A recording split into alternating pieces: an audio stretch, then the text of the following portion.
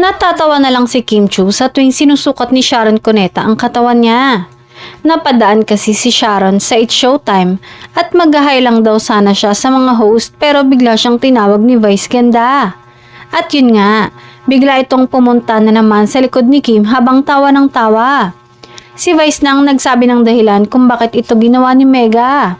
Kasi raw, yun daw talaga ang goal ni Sharon, ang makatago siya sa likod ni Kim. We all know na ang laki na ng ipinayat ni Sharon pero dahil sa kapayatan o kaseksihan ni Kim, tahas ang sinabi ni Sharon na ang ibig sabihin lang nito, ang taba-taba ko pa. Hindi lang ito ngayon ginawa ni Sharon. Sa tuwing makikita si Kim ay paulit-ulit na ginagawa ito ni Mega. May video rin na nakita na taon na ang nakalipas pero talagang ginagawang sukatan ni Sharon ang katawan ni Kim. Naku, Mega, may binabagayan din ang katawan ni Kim.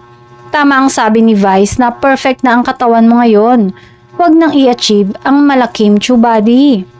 Samantala, hindi napigilang purihin ng megastar Sharon Cuneta si Kim, na aniya ay isa sa mga pinakamabait at pinaka-professional na artista sa industriya ngayon.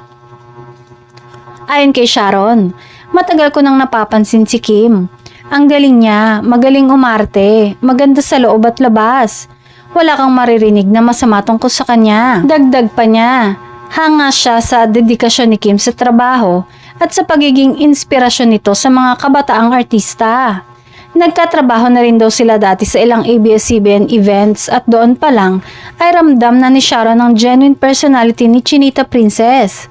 She's very sweet and humble. Kahit ilang taon na siya sa showbiz, hindi siya nagbabago. Sabi pa ng megastar.